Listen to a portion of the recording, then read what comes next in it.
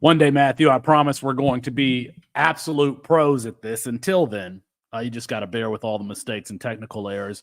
Felix Sharpe here, Matthew Bruening there. We're calling this Campus to Canton Live. Before we get into the show, we're going to be talking about the top 3 schools in the transfer portal rankings as they are right now. They might surprise you, and we're going to recalibrate on that 2023 freshman quarterback ranking, or those freshman quarterbacks, the big 5. But before we do that, if you are watching somewhere other than YouTube, we encourage you to join us here on YouTube so you can like the video, subscribe to the channel, and engage with us. Engage with us right here on what we're calling Campus to Canton Live. Matthew, do you know which schools are in the top 3 in the transfer portal class ranking so far? I know Colorado's up one there. That's up there. Colorado's got to be top 3. I bet Ole Miss is, with the way Lane it seems to be landing them. Arizona State, maybe? Oh, okay. I didn't think about that. No, it's not Arizona South Carolina? State. South Carolina? And they got Juice Wells and... It's Louisville. Okay. It's Louisville. They've added quite the haul here in the transfer portal, and I'm here in Louisville, so let's start with that class. Coach Brom, of course, going to Trinity High School, which is like 15 or 10 minutes down the street from me over there in St. Matthews. Look at their haul. Don Chady, the running back from Miami. I think his most notable play there at Miami is the fumble against Georgia Tech, where Mario Cristobal didn't want to take the knee. The 5-star wide receiver, Ja'Cory Brooks from Alabama. Interesting possession wide receiver there, a part of that 2021 freshman class with JoJo Earl and a Guy Hall. All of those guys were 5-star. None of them really panned out. We'll talk about him. And then Colin Lacey from South Alabama. I'm going to let you talk about him here in a second. Mark Redmond was a top tight end in his class. And then the veteran quarterback, Tyler Show. So Coach Brom gets quite the offensive haul. And if you are us, if you're Campus to Canton players, you got to take note at what they're doing offensively, given the success, the track record that Coach has, and the additions that they've made here.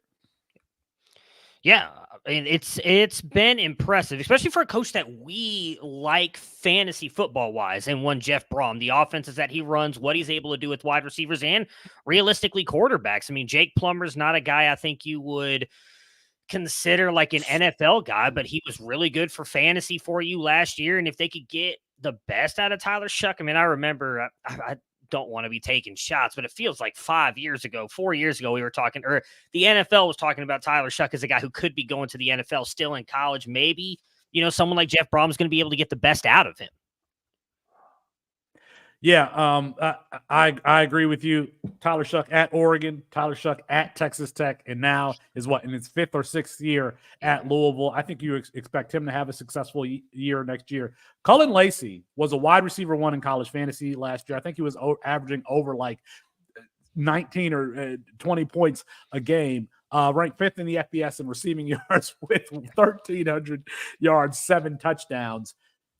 This wide receiver core, Matthew, it includes Kevin Coleman, who is a twitchy, versatile player who can do things after the catch. Now Cullen Lacey, who can do some of the same things and compete there in the slot. And Ja'Cory Brooks on the outside. Now, Ja'Cory Brooks has been in the doghouse at Alabama, but in 2022, when they needed plays like at the end of that Auburn game, they went to Ja'Cory Brooks. This is a guy that has some talent as a bigger possession wide receiver. Yeah, I mean, Brooks, we did a video on him. Obviously, I know you just did one on Lacey. Brooks going there, I thought had a chance to be somebody. I think Lacey might be the slam dunk CFF guy you want at least this year for that Louisville offense. Yeah. I mean, he's played a ton in the slot. If you look at what he's able to, or what he has done for South Alabama just the past couple of years. As you mentioned, ranked 5th in the FBS in receiving yards with 1,367 touchdowns on just 91 receptions. He spent 67% of his snaps in the slot last year for South Alabama. If you look at who, I guess the wide receivers that have kind of been put to Jeff Brom's name, and one Rondale Moore and David Bell, who were CFF assets, both obviously very good draft capital as well. Rondale Moore's 2 biggest seasons at Purdue, his one in 2018 specifically, where, he single-handedly beat Ohio State and was just an absolute stud. 688 snaps in the slot, 93%, 141 snaps and 78%. Again, he was targeted heavily. I wonder if Lacy going in there 5'10", I think he's listed at right around like 180 pounds. Like, he's not a big wide receiver, but hey, he is quick off the line. He's going to operate in that short intermediate area. I wonder if he's not going to end up being the stud here. I mean, I liked Kevin Coleman. I think we all liked Kevin Coleman. When he transferred up to Louisville last year, we're like, okay, he didn't do much last year. So I thought maybe with Jamari Thrash going on to the NFL, that this would be the chance for Kevin Coleman to take that step forward. I wonder if he's not buried as the wide receiver 3 on the depth chart. I mean, Ja'Cory Brooks gives him a little bit something, a little bit different than what the rest of that wide receiver room brings. And Colin Lacy, I think, is going to end up being the guy you want for CFF play.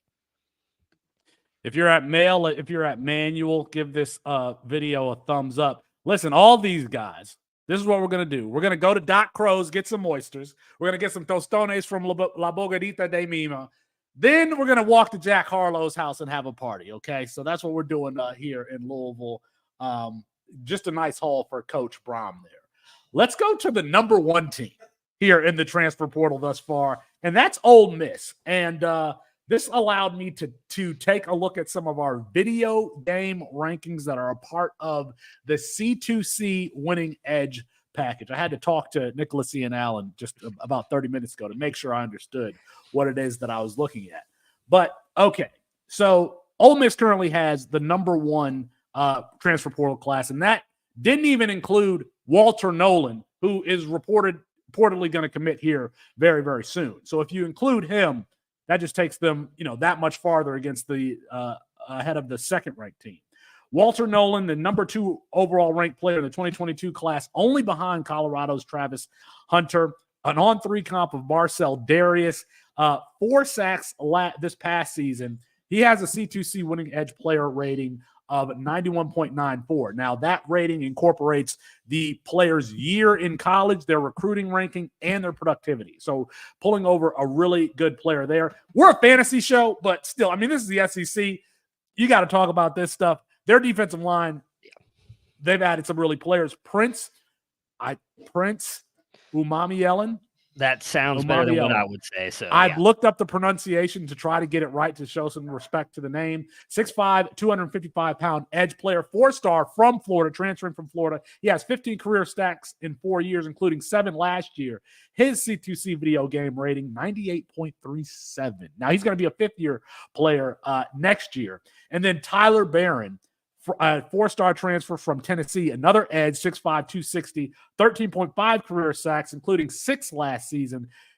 His rating, 97.90, another fifth-year player. And then lastly, linebacker, 4-star linebacker, 6'1", 233 from Arkansas, 74 total tackles last year, 2 sacks last year, a video game rating of 85.18. He's going to be in his 4th year next year for Lane Kiffin. I mean, this is a team that played in some shootouts. It looks like in this new SEC, Matthew, that they're trying to beef up the defense, which is probably a good thing. Yeah, I mean, and I'll give it to Lane. I'm going to butcher the quote. I don't remember exactly what he said earlier this year, but I believe the quote was he loved playing in shootouts because it made calling the offense easier. He did not like playing in close games. Maybe that's why he's beefing up that defense so that his defense can kind of hold those offenses. He can go out there and put up all kinds of points. I mean, look, Ole Miss, despite what maybe some of the overall statistics say of that team, they were a good team this year, and they would have been in the 12-team playoffs. So that's probably what he's playing for. When you're bringing in a Texas and Oklahoma, I talked a little bit about Texas's schedule on Friday's show and how easy it is, in my opinion, for them to possibly be one of the better teams in the SEC. Alabama, Georgia, I mean, who else is it outside of those 3? I mean, Oklahoma, they've lost, I believe, their entire offensive line almost to the transfer portal. I don't know who else steps up. It's probably Ole Miss. I think what Lane is doing is incredible, and I'm excited to see what Ole Miss looks like. And that's just talking about the defense. We're not even talking about what they've done on the offense. We will get there. Ole Miss ranks 9th in team strength ratings in FBS, according to our Winning Edge team strength profiles. 4th so that's total offensive or team strength. They rank 4th in offensive roster strength right now and 8th in defensive roster strength. So they're right there in the country, even though they're probably taking a backseat to Georgia and Alabama within the SEC. let's go over here to the offense because we are a fantasy show focused.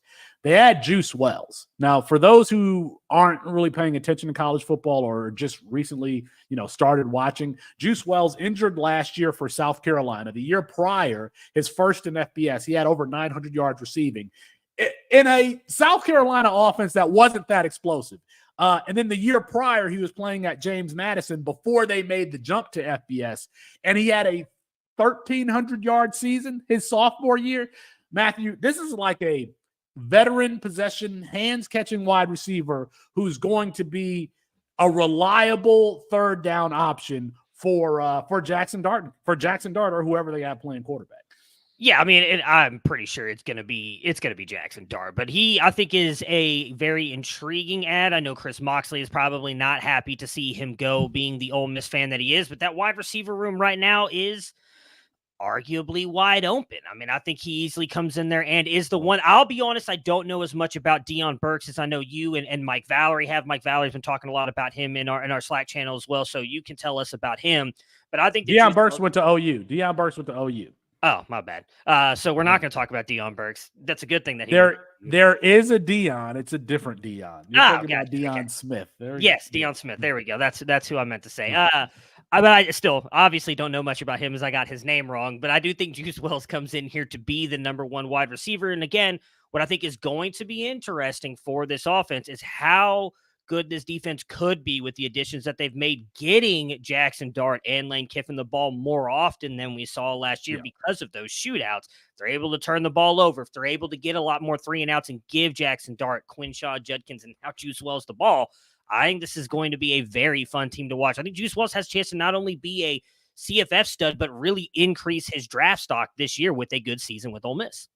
The Deion that you're mentioning is Deion Smith, and if that name sounds familiar, that's because he was at LSU 2 seasons ago as a freshman, and for a freshman he played particularly well. 11 receptions, 186 yards. That included 5 receptions for 135 yards and 2 TDs against Central Michigan. He avoided the year 1-0. Must have had academic issues or something like that. Was in JUCO last year and now is committed to Ole Miss. So that wide receiver core right now is Juice Wells, who has a long track record of productivity, and then Deion Smith, who I believe was a 4-star prospect, played at LSU his first season, JUCO last year, and then is now joining Lane Kiffin, who's had offensive production. So you got to be excited about him. As far as Deion Smith goes, I think that you got to put him right there, maybe in the first or maybe not the first round, but the second round of freshman and supplemental drafts next year. Recruiting pedigree, productivity, when he was on the field in FBS, you got to consider him, I think, as an option in the second round. Okay. Yeah, I mean, I feel like we're going to get flamed for saying that the Chip Train him in the first round.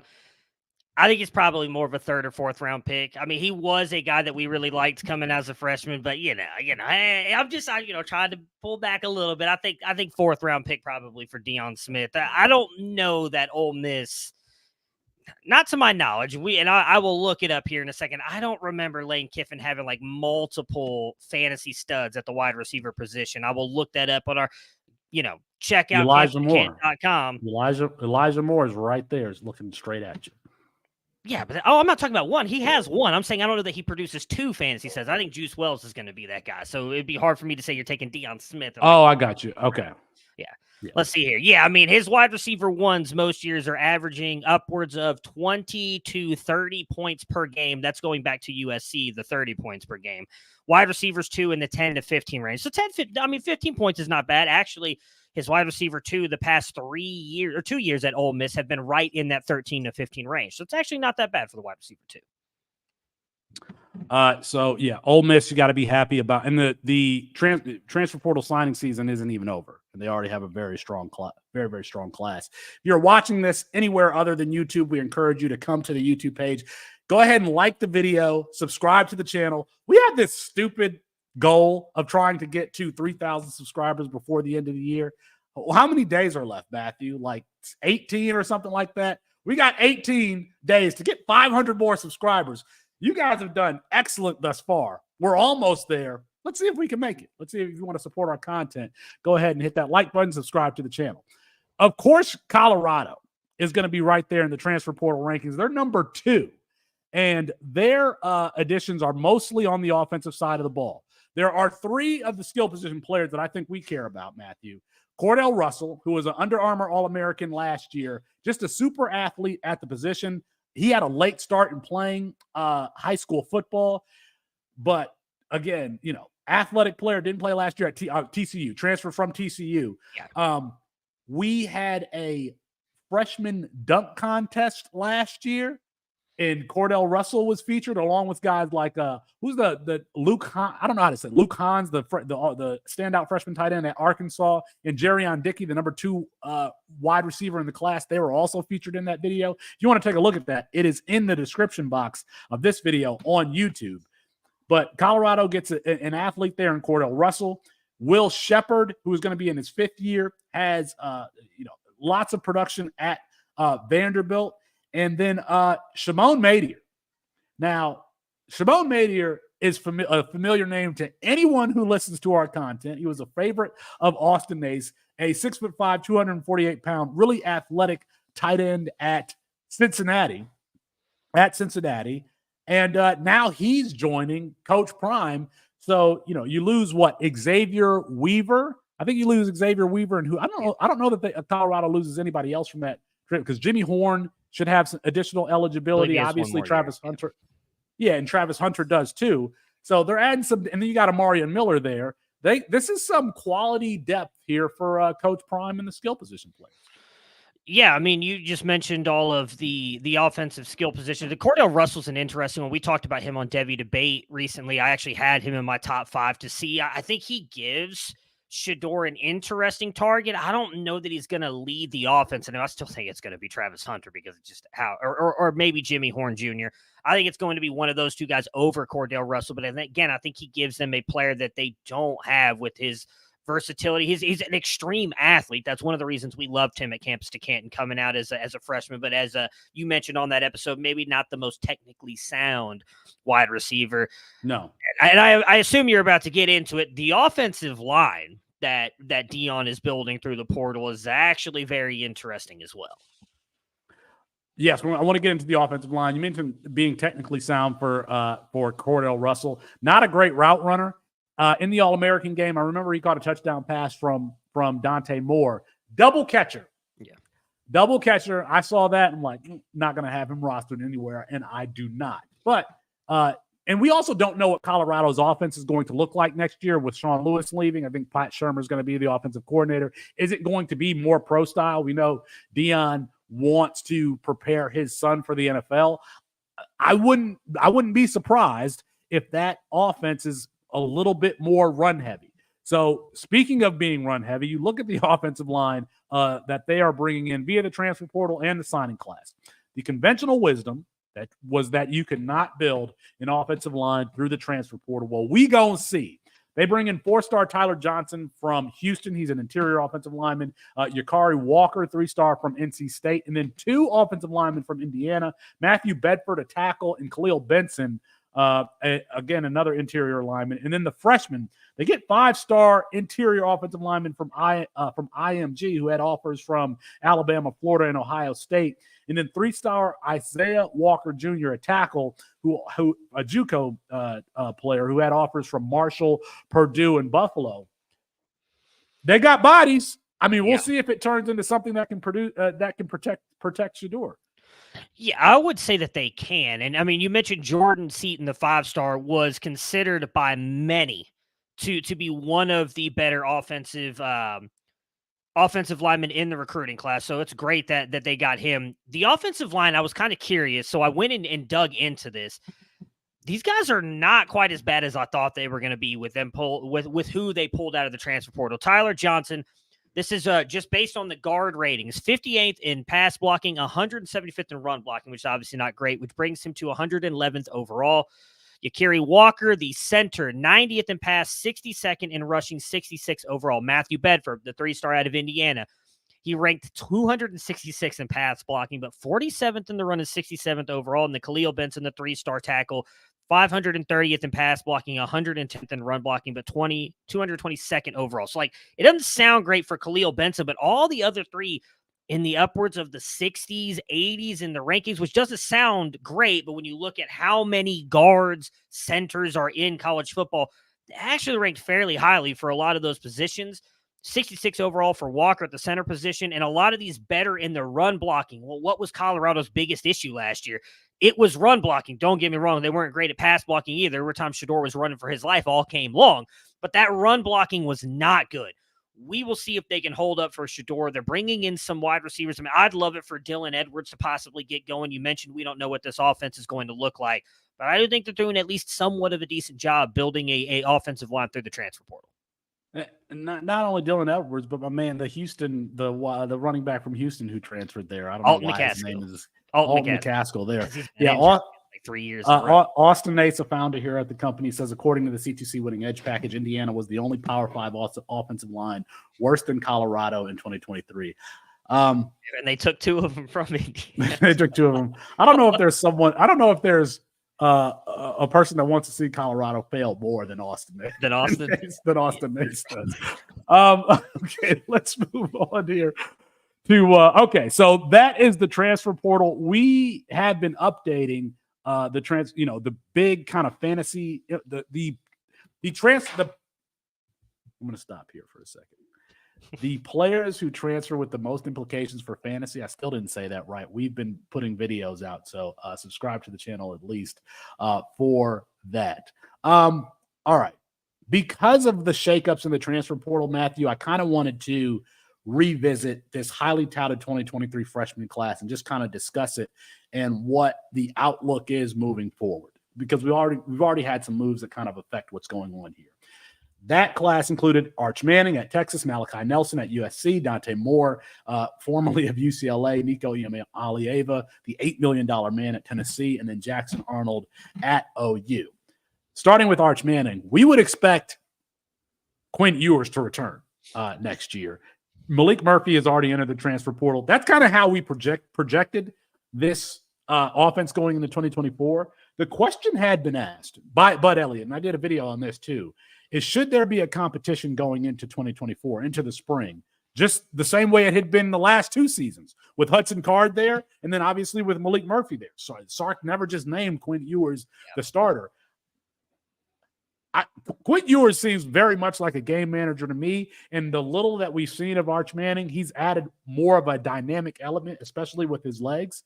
What do you think about there being a competition going into the spring? Should there be for a guy who's going to be, a senior next year?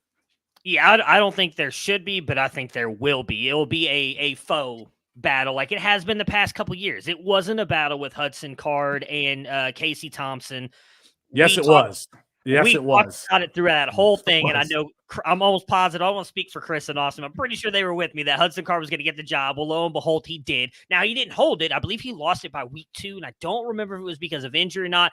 Whether it was doesn't matter, because when Casey Thompson came in, he held it based on the play that he had. Casey Thompson was not the starter week 1. It was Hudson Card. Casey Thompson kept the job once he was put in. I'm talking about Quinn Ewers and I know, I'm getting to that. Hudson Card. And they said that next year that it was going to be a battle between Quinn Ewers and Casey Thompson. It was not. Quinn Ewers won the job. We had a big video about that. You and Austin joined me live the day that it was announced.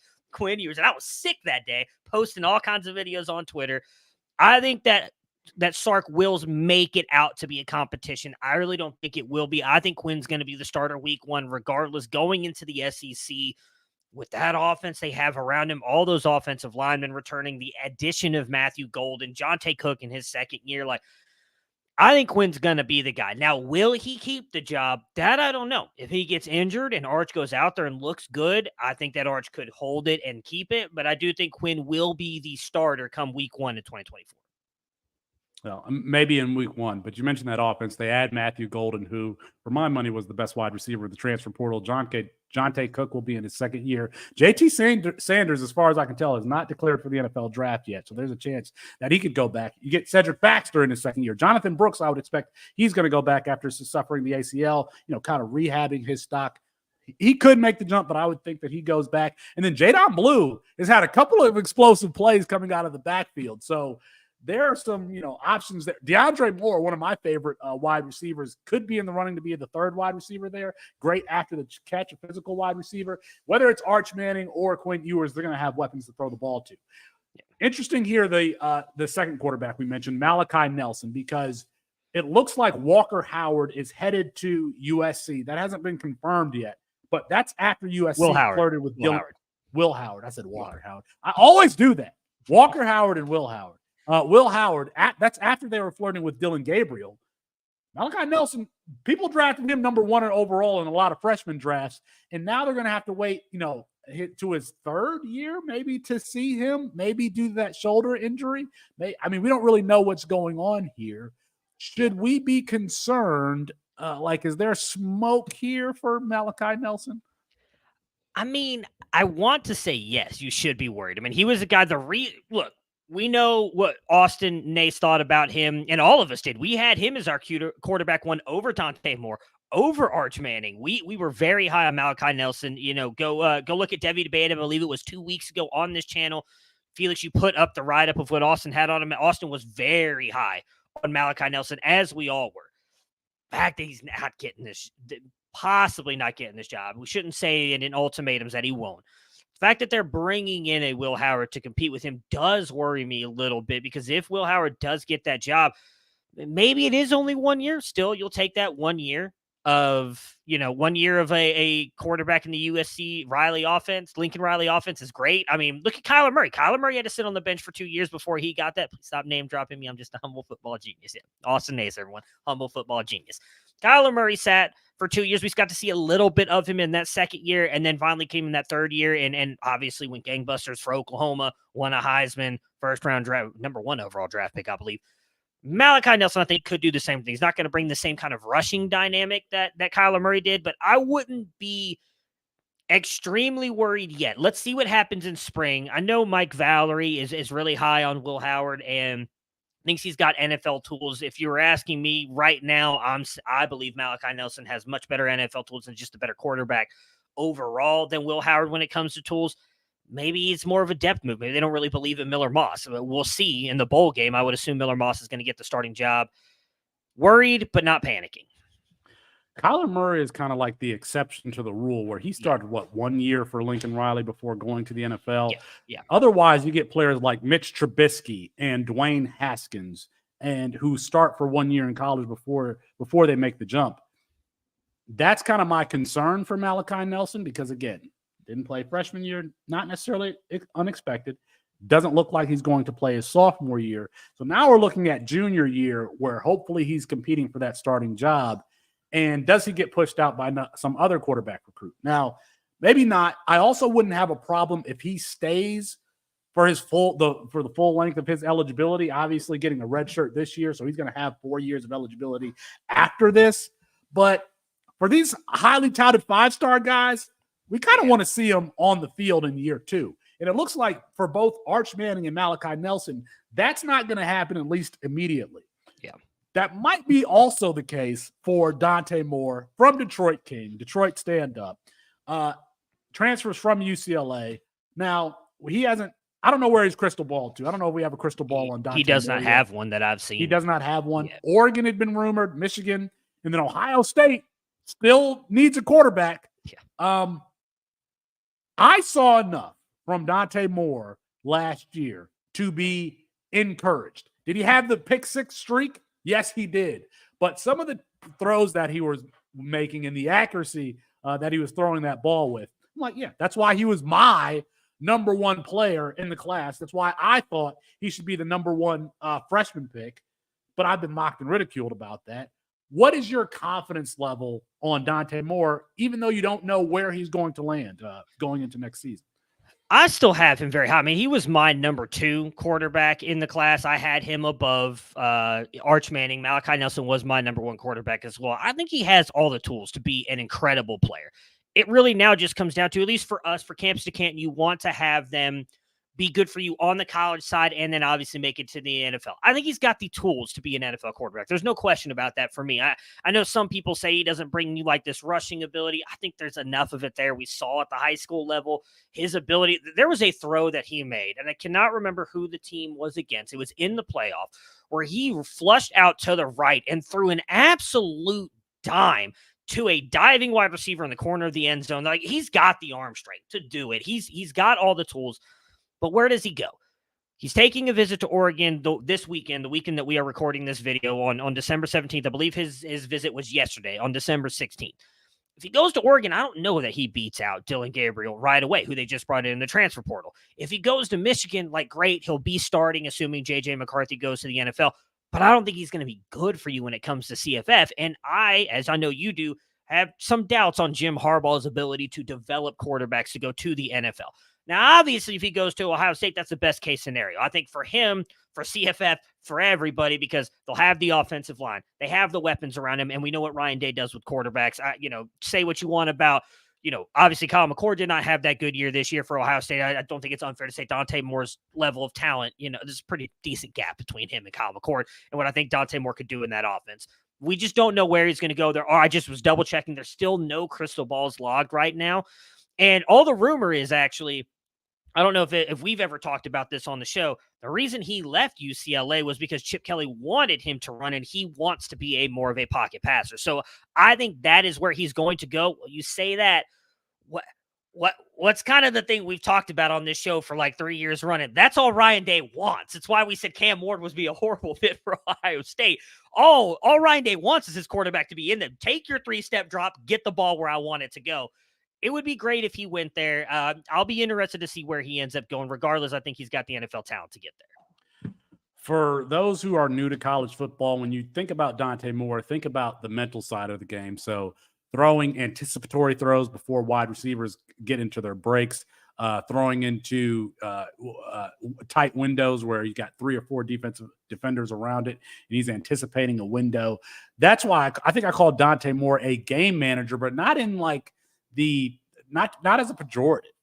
He's someone who just finds space and anticipates space and throws it into that space. That's why I think he's going to be fine. Like, if there was a quarterback that I needed to take from this freshman class to start an NFL game tomorrow with like 24 hours notice, out of these guys, I would pick Dante Moore to do that. You mentioned that playoff game. Yeah. This is a guy who started as an 8th grader in high school.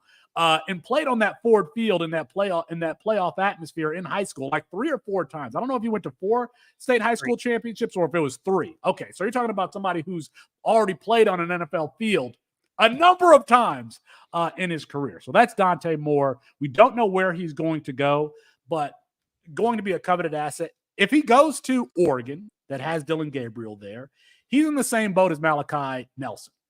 So, if you still like Malachi Nelson, even though he's going to sit in 2024, there's no reason not to like Dante Moore. These other two, Matthew, Nicholas Iamaleava and Jackson Arnold, we have like absolute clarity about their situations. I think Joe Milton is going to be leaving Tennessee. He's going. Invite. Yeah, invite. He's going. Got it. That's right. And then Jackson Arnold, Dylan Gabriel's already transferred. It's like the stock is up on both of these guys. Nico Iamaleava going to be in that Josh Heupel system, probably a better fit for that system than Joe Milton. And Jackson Arnold, if they keep that RPO offense, he reminds me a lot of Matt Corral, just without the recklessness and pure arm strength. You might, after next season, you might put these two at the top of this class. Nico, for sure. Nico, I am very excited about, especially as you mentioned, in that offense with the weapons that they have and the way that Heupel calls it, I think is going to be amazing. I'm worried about Jackson Arnold. And I mentioned it at the beginning of the show. They have lost almost their entire offensive line. They were staying in the Big 12. I wouldn't be as worried about it. Going into the SEC, they actually have a fairly tough schedule. They start off with Temple, Houston, Tulane. Fine, they should win all those games. But then they get Tennessee and Auburn before a bye week, and they get Texas and the Red River Shootout. Then South Carolina, Ole Miss, who we just talked about how they beefed up that defensive line, followed by Missouri, a bye week, then Alabama, LSU to end the season. if that offensive line doesn't make any improvements, I worry about what Jackson Arnold is going to be able to do in that offense, regardless of what. I mean, it fits his skill set perfectly, like you said, and we know he's a rushing threat. He had, I believe upwards of 500, 600 rushing yards in Texas in 6A, which is an incredible level of competition, littered with guys who've gone to the NFL. But that offensive line not being there worries me a little bit about Jackson Arnold. I think out of this group, as crazy as I feel like it is to say a year later when we had questions about Nico and what he was actually going to be, his accuracy, he's a little refined, doesn't know how to like throw that change up, right? Like he can fire it in with the best of them, but doesn't always take a little bit off. Nico might end up being, looking at the end from a CFS perspective, the best quarterback out of these 5 pretty easily, because he's going to be on the field and that offense is going to go gangbusters. If you are watching us on Twitch or on X, I encourage you to come join us in the YouTube page. You can be like Bleeberg. Bleeberg, open pronouncing your name right. He says he's a turnovers machine, talking about Dante Moore. And there's literally zero proof that Dante Moore is any good. What are you guys talking about? Matthew, I told you you didn't know what you were talking about. I know. I do get that a lot. To that, I would say, I mean, that's the same conclusion. Okay. This is an interesting discussion here, because I kind of stick to my evaluations on players, what I've seen from them, and even what I've seen from them in high school and then at the college level. If they check boxes but are making some freshman mistakes, I'm not going to fault them for that. Peyton Manning, of course, the stat is that he led the league in interceptions his rookie year. What he had, 19 interceptions. Would you have said after year one he doesn't have it? I'm not going to say the same thing about Dante Moore just because he's turned the ball over a couple of times. The game needs to slow down for him, sure. Now, if I had a bad evaluation on a player to start off with, like your boy, Quinn Ewers, then yeah, after year one, when I see him, I'm gonna be like, told you so. He ain't that dude. Does he need to clean up the turnovers? Absolutely. But I think you go a full season in an off-season program, get more reps, see more defenses. I think the game is going to slow down for him. And that the mental aspect of the game, seeing coverages, seeing windows, was the best part of his game. Could he be right? Bleeberg says that he's a check down Charlie. Maybe. We'll see. We'll see after next year. We'll see where he lands. Real quick, I agree with you on that. Like, I'm not going to put too much into not even a full year. We didn't get to see a full year, so we don't know if he would have progressed at all. He went straight from the high school level to the college level, something we talked a lot about on this network. We actually don't see freshman quarterbacks start hardly ever anymore. You have to go all the way back to Bo Nix's first year at Auburn. The last time a freshman quarterback started an entire season, Dante Moore was given that opportunity, and then it was taken away from him. Yes, he did not play well, but that doesn't mean that he can't get better. Go look at Caleb Williams, something I've talked a lot about. He was not as good as people seem to think he was as a freshman year, but his legs were able to bail him out of certain situations. Dante Moore doesn't have that ability. Now he progressed. There are so many players. I mean, think about Jalen Hurts going from Alabama to OU. Think about Jackson Dart last year. Jackson Dart this past year having the best season that he's had. I mean, players can definitely improve. Dante Moore has a long time to get better, and I think that he will. All right. I think we're all right. Are we? That's all we do. We got to talk about this Chip Kelly press conference. Yeah. Matthew, do you have that video to catch up anybody who didn't see it? I do. You ready for it? Yeah, let's go. What is the biggest issue that you might have right now, whether it be realignment, NIL, transfer portal, and what would your plan maybe be to try to solve it? I think they're all a problem, and I think we need to have a conference commissioner. I think football should be separate from the other sports. Just the fact that our school is leaving to go to the Big Ten in football, our softball team should be playing Arizona in softball. Our basketball team should be playing Arizona in basketball. But because football left, and they're saying, well, how do you do that? Well, Notre Dame's independent in football, and they're in a conference and everything else. I think we should all be independent in football. And you can have a 64-team conference that's in the Power 5, and you can have a 64-team conference in the Group of 5. And we separate it, and we play each other. You can have the West Coast teams, and then every year we play 7 games against the West Coast teams, and then we play the East. So we play Syracuse, Boston College, Pitt, West Virginia. Then the next year you play against the South while you still play your 7 teams. You can play a 7-game schedule. You can play 4 against another division opponent, and you can always play against one Mountain West team every year so that we can still keep those rivalries going. Not that I've really thought about this. Not that I've a lot of spent time on this. But I think if you went together collectively as a group and said there's 132 teams and we all share in the same we all share the same TV contract, so that the Mountain West doesn't have one and the Sun Belt doesn't have another and SEC has one and they have another, that we all go together. That's a lot of games, and there's a lot of people in the TV world that would go through it. You can sponsor each one. Instead of calling it Group of Five and Power Five, you can call it Amazon, Nike, bid that out to things. You do a lot of different things. But I think if we still do the same thing and take all that money, and I would do this, and I think this needs to be done, that money now needs to be shared with the student athletes, and there needs to be revenue sharing, and the players should get paid, and you can get rid of NLI, and the schools should be paying the players, because the players are what the product is. And the fact that they don't get paid is really the biggest travesty. Not that I've thought about it.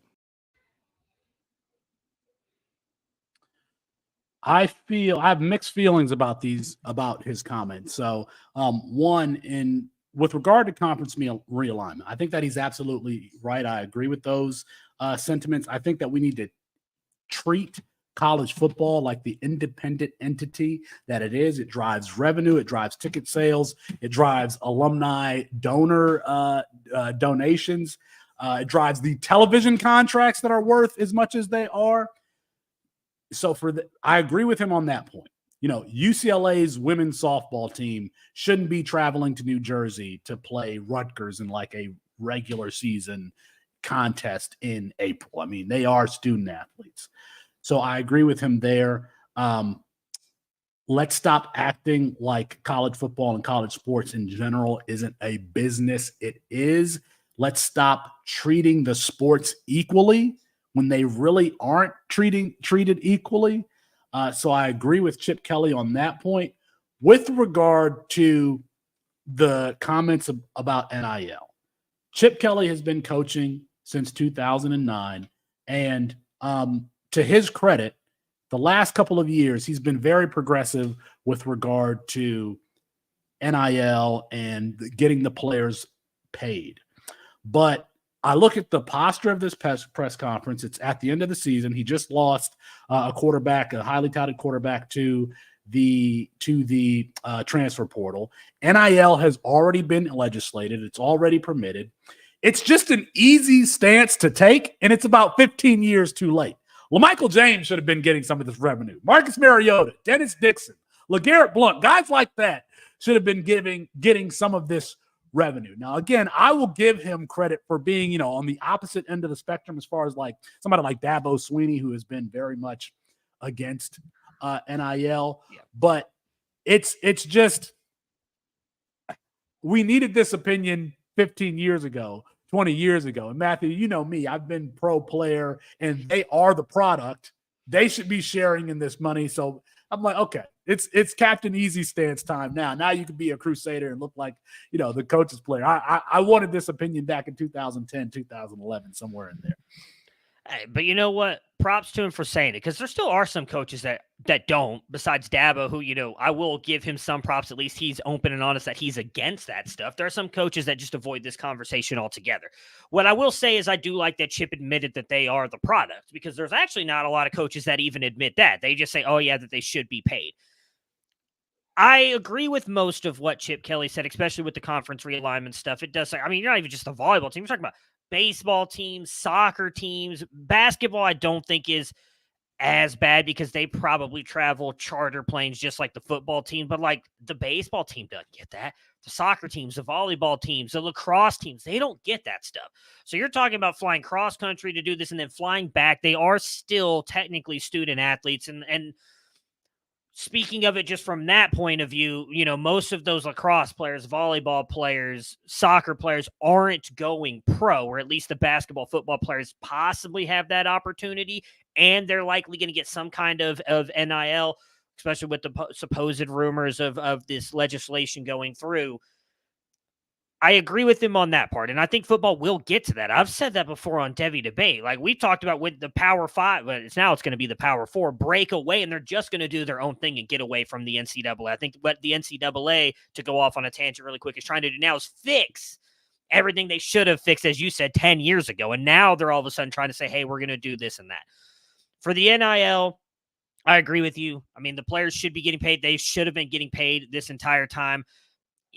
I posted this on Twitter, and someone kind of came at me in my DMs about that, college athletes doing it for the love of the game. Guys, there's still love. But most actually, I'd love to hear your opinion on this, Felix, because I've heard NFL players say they don't love playing football. They do it for the money, guys. And college football athletes, I'm not going to say that they only do it for the money, but let's be honest. You mentioned Bud Elliott. I'm a big fan of Cover 3 as well. They have Danny Cannell on there, who was a very good college quarterback, made it into the NFL. He has openly stated on that show that schools offered to pay him money back then to be a quarterback. There have been players who have been paid. Some players do it for the money. Some do it for the love of the game. Hell, guys, guess what? Some do it for both. Like, there's nothing wrong with these kids getting paid. You look at what has happened in certain instances, like I forgot, DeMar Hamlin, obviously NFL, and he was getting paid. What if that happened on the college football field? A kid who is just out there trying to get his education. I can't remember the kid. Okay, yeah. I think it was the Rutgers kid who was paralyzed. Yeah. You have stuff like that happen. I get that they are in some way getting paid and getting their education, fine, but they're still out there putting, in essence, their lives on the line for a product that we are just using as entertainment. And I know that it is entertaining for them and they know what they've signed up for, blah, blah, but you can hit me with all that nonsense. I don't care. There's no reason that the NCAA and all these other entities should be getting the money and not something going to them. I believe the report that the NCAA came up with is like pay each of these kids like $30,000 a year, which again, and it still didn't add up to that much money, but hell, $30,000 a year is life-changing for some of these kids. So I really hope that it goes down that route. I am glad that you have coaches like Chip Kelly speaking up about it, because while I, again, agree with you that it should have been talked about 10 years ago, Chip Kelly is a big voice in the college football realm. So to keep having this conversation and us getting there, I tweeted out, I think in 5 years, college football is going to look completely different than it does right now. And I'm here for it. I think it's going to be better for the business of college football, which it's always been, but also for just the national product of college football. And just to clarify, Chip Kelly is talking about the players sharing in the revenue that the game generates. It's what the NFL and the Players Union do. It's what the NBA and their Players Union do. There is a percentage split, and it might be time for something like that in college football. You can let us know what you think in the comments about the transfer portal, about Chip Kelly's comments, and this freshman QB class. We will be back on Wednesday. At least we're going live twice that day as early signing day kicks off. So we will be here. Go ahead, like the video if you haven't already. Subscribe to the channel. We're here for the long haul, guys. We're going to be here at campus2can.com, and we'll be better. This one was rough. It was your fault, Matthew, how the show started. It'll be better. All right. Peace, everybody.